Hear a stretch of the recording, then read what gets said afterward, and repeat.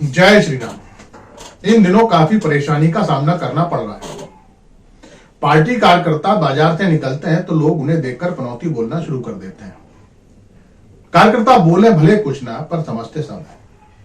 यह सब पार्टी वालों की गलती है। राहुल गांधी ने पनौती बोलते समय किसी का नाम थोड़े लिया था, जो चुनाव आयोग में उसकी शिकायत करके बता दिया कि किसे बोला। अब लोग बिना नाम लिए पनौती बोल रहे हैं तो कलेजा छलनी छलनी हो जाता है। हमें डर है कहीं विधानसभा चुनाव हार गए तो पार्टी वाले भी पनौती बोलना शुरू कर देंगे। बहरहाल इस घटना के बाद मंडल कमेटी की बैठक में राहुल गांधी के खिलाफ निंदा प्रस्ताव पास किया गया। मंडल अध्यक्ष सरदार जंडेल सिंह का कहना था, देश में इन दिनों आदर्श आचार संहिता की धज्जियां उड़ाई जा रही हैं। देश संविधान से चलता है, चुनाव आयोग संवैधानिक संस्था है। संविधान में पनौती शब्द का कहीं भी उल्लेख नहीं मिलता, इसीलिए यह शब्द असंवैधानिक है। उन्होंने सभी से आग्रह किया कि सभी कार्यकर्ताओं को संविधान पढ़ना चाहिए। यह सुनकर भीमा कश्यप ने मनुस्मृति निकाल ली। उसे बड़ी मुश्किल से समझाया कि यह संविधान नहीं है, उसे तो बाबा साहब अम्बेडकर ने लिखा था, मनु महाराज ने नहीं। इसके बाद जंडेल सिंह ने आदर्श आचार संहिता के अध्ययन के लिए कल्लू कसाई की अध्यक्षता में एक सदस्यीय कमेटी बनाई।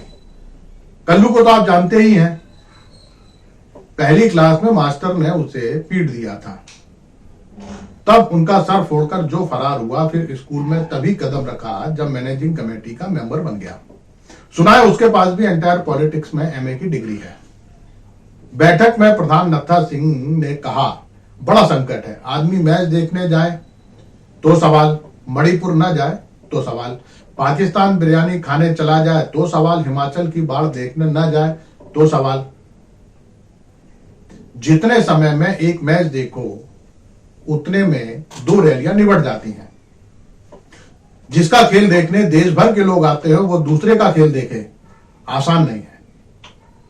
प्रभु, कमेटी के सामने सबसे बड़ा संकट यह रहा कि आदर्श आचार संहिता आखिर है क्या, इसे कहां खोजा जाए।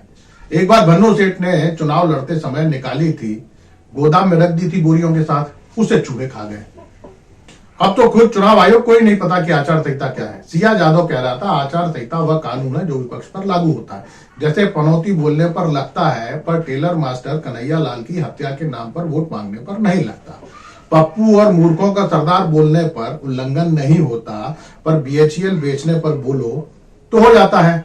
प्रभु, राहुल गांधी ने आखिर लूज बॉल फेंकी दी, वरना इस पूरे चुनाव में कांग्रेसी जिस तरह खामोश थे, उससे प्रचार का रंग ही नहीं चल रहा था। एक तरफा सांप्रदायिकता कोई कब तक फैला सकता है। माना इस चुनाव में मणिशंकर अय्यर नहीं है, पर दिग्विजय सिंह तो हैं। वे भी चुप्पी लगाए बैठे हैं, एक शब्द नहीं बोला आपके और आरएसएस के खिलाफ। प्रभु, ये खालिस्तानियों का क्या मामला है? अमेरिका काफी विवाद कर रहा है, कह रहा है उसके देश के नागरिक को उसी के यहाँ पर मारने की कोशिश की हमारी एजेंसियों ने। अब देशद्रोहियों पर सर्जिकल स्ट्राइक करना भी गुनाह हो गया क्या? कनाडा को तो आपने ठीक कर दिया था, अमेरिका को भी आग दिखा देना। आपसे ना हो तो हम मंडल कमेटी की तरफ से एक निंदा प्रस्ताव पास कर देंगे कि हमारे देशभक्ति के मामले में टांग अड़ाने की जरूरत नहीं है। वैसे कल्लू कसाई टांग अड़ाने और तोड़ने दोनों में माहिर है, कहें तो उसे भेज दें बाइडन के पास। बाकी चुनाव ठीक चल रहा है। लोकतंत्र में हार जीत मायने नहीं रखती, कुर्ती मायने रखती है। प्रभु, ये ममता बनर्जी की सरकार भी गिरा दीजिए। उसने नगर सेठ का पोर्ट छीनकर अच्छा नहीं किया।